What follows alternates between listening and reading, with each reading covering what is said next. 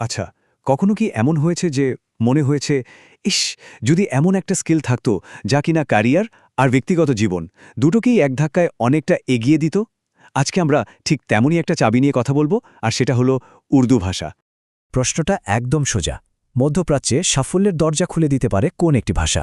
উত্তরটা শুনলে অনেকেই হয়তো অবাক হবেন, কারণ সেটা আরবি নয়, বরং উর্দু। তো চলুন প্রথমেই দেখে নিই মধ্যপ্রাচ্যে উর্দু ভাষার গুরুত্ব আসনে ঠিক কতটা।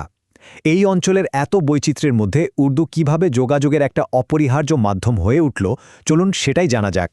ব্যাপারটা হলো, মধ্যপ্রাচ্যের বেশিরভাগ মাল্টিন্যাশনাল কোম্পানিতে ভারত আর পাকিস্তান থেকে আসা প্রচুর কর্মী কাজ করেন, আর তাদের সাথে প্রতিদিনের কাজ আর সাধারণ কথাবার্তা বলার প্রধান মাধ্যম কিন্তু এই উর্দুই। ফলে এই ভাষাটা জানা থাকলে কর্মক্ষেত্রে অন্যদের থেকে এগিয়ে থাকাটা অনেক সহজ হয়ে যায়। আর এটা শুধু মুখের কথা নয়, এই চার্টটা দেখলেই ব্যাপারটা পরিষ্কার হয়ে যাবে। দুবাই, কাতার বা সৌদি আরবের মতো দেশগুলোতে উর্দু জানা লোকের চাহিদা কিন্তু অনেক বেশি। মানে ওইসব দেশে কেরিয়ার গড়তে চাইলে উর্দু জানাটা যে একটা বিরাট প্লাস পয়েন্ট, তা বলাই বাহুল্য। তাহলে মূল বিষয়টা কি দাঁড়ালো? উর্দু জানা থাকলে বিশাল সংখ্যক সহকর্মীর সাথে যোগাযোগটা একদম সহজ হয়ে যায়। মজার ব্যাপার হলো, অনেক স্থানীয় আরব নাগরিকও কিন্তু উর্দু বোঝেন, আর তার ফলে কি হয়, ভিসা পাওয়া থেকে শুরু করে চাকরি পাওয়ার পুরো প্রক্রিয়াটাই অনেক মসৃণ হয়ে যায়। বেশ, যোগাযোগের সুবিধা তো বোঝা গেল, কিন্তু এবার চলুন দেখি এই ভাষার দক্ষতা কিভাবে একেবারে নির্দিষ্ট কিছু পেশাগত সুযোগ তৈরি করে দিতে পারে। এটা শুধু সাধারণ যোগাযোগের জন্য নয়, বরং ক্যারিয়ারে উন্নতির জন্য একটা শক্ত সিঁড়ির মতো কাজ করে।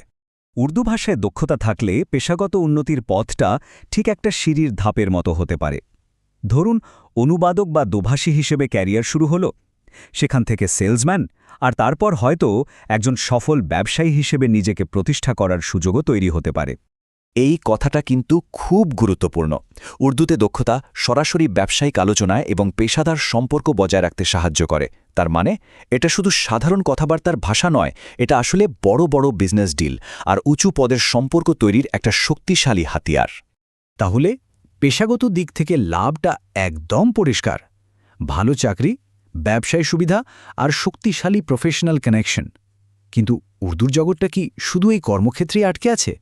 এখানেই প্রশ্নটা আসে, উর্দু কি শুধুই পেশাগত উন্নতির একটা মাধ্যম, নাকি এর বাইরেও এর একটা বিশাল জগৎ আছে? অবশ্যই আছে। আর এবার আমরা উর্দুর সেই গভীর জগতে ঢুকব যা সংস্কৃতি, সাহিত্য আর জ্ঞানে ভরপুর। এটা কিন্তু আপনার সামনে এক্কেবারে নতুন একটা দিগন্ত খুলে দেবে। আচ্ছা, উর্দু জানা আর না জানার মধ্যে পার্থক্যটা একবার ভাবুন তো। একদিকে সাবটাইটেল দিয়ে সিনেমা দেখা বা অনুবাদ করা সাহিত্য পড়া, যেখানে আসল ফ্লেভারটা অনেকখানি হারিয়ে যায়, আর অন্যদিকে সিনেমার মূল সংলাপ, গানের আসল কথা কিংবা গাজাল ও শের শায়রির সে গভীরতা সরাসরি উপভোগ করার যে আনন্দ, সেটা কিন্তু একদম অন্য লেভেলের। এর বাইরেও জ্ঞানের এক বিশাল দরজা খুলে যায়। ফিকহে ও তাফসিরের মতো ইসলামী জ্ঞানের অনেক অরিজিনাল বই উর্দুতে লেখা।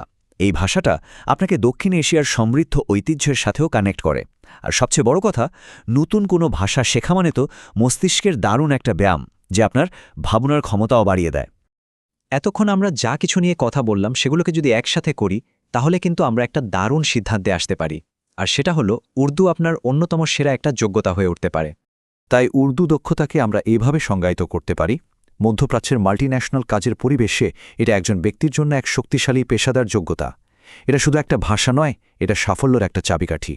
একটা কথা মনে রাখা খুব জরুরি, উর্দু শেখা মানে কিন্তু শুধু আরেকটা ভাষা শেখার নয়, এটা একটা কমপ্লিট প্যাকেজ, যা আপনাকে পেশাগতভাবে মূল্যবান করে তোলার পাশাপাশি সাংস্কৃতিকভাবেও অনেক সমৃদ্ধ করে তুলবে।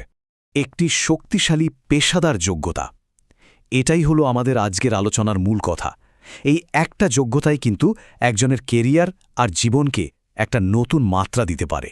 শেষ করার আগে শুধু একটা প্রশ্ন রেখে যেতে চাই, এই ভাষাটাই কি আপনার জীবনের পরবর্তী অধ্যায় হতে পারে? একবার ভেবে দেখুন তো।